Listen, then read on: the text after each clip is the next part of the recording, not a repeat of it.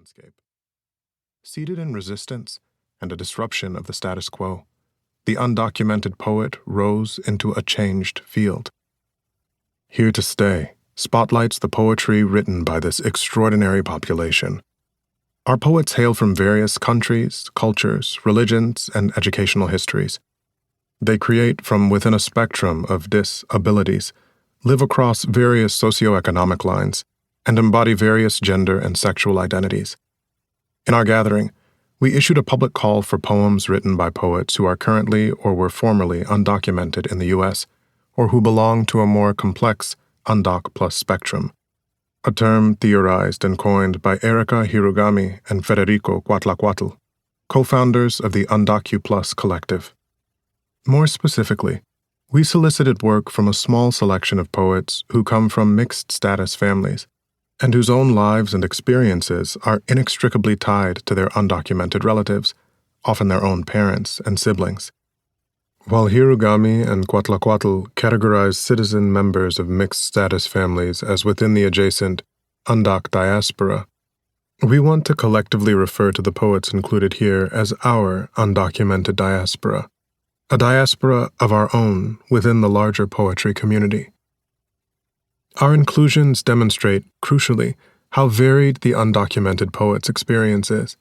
Among us, there are various statuses, including recipients of Deferred Action for Childhood Arrivals, DACA, holders of Temporary Protected Status, TPS, international students whose visas have expired, those who have crossed the Sonora Desert, formerly undocumented who have become newly naturalized citizens, to name a few. We all live with differing legalities, differing attainments of papers, and, therefore, differing predilections and attachments within our poems.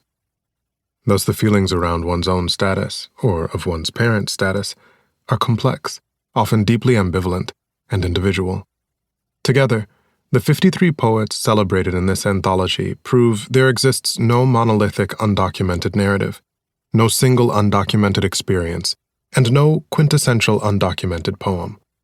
Here to Stay seeks to challenge misconceptions of what it means to write as an undocumented person in 21st century America, and to offer a vision of the possibilities of our art. We writers often like to talk about how we choose our own forms of art, how we choose according to how we negotiate our presence in the world. But equally important is the phenomenon that art chooses us. We recognize its potential for expression. We believe the undocumented poet has discovered poetry as a form that not only reflects their experience of the world, but reshapes that experience. Moreover, we believe that the poet who has endured, to remix John Keats's theory of negative capability, the cruelties, uncertainties, mysteries, and doubts of the U.S. immigration system, approaches our craft in newly imaginative, visionary ways. Here to Stay began with a theory realized over a series of years-long conversations among the three of us, with Marcelo in California, Janine in the flyover country, and Esther in Seattle. We believe our poets can speak directly on how their lived experiences and art inform and influence each other. As three formerly undocumented poets, we understand how entrenched this experience's ramifications are, what dilemmas an undocumented individual bears on their own self, their family, and community in a nation founded on colonized land.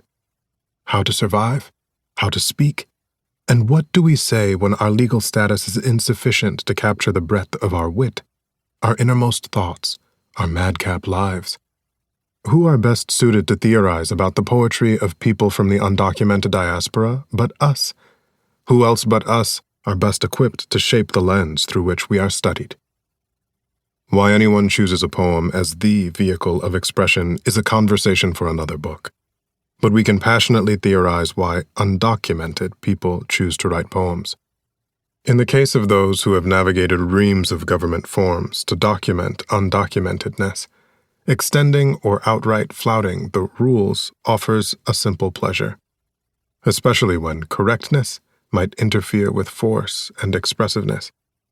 For example, the breaking of a line, rather than stream across the page and run into the next line, as the sentences do in this paragraph, the poem's line races into an invisible white wall and drops down.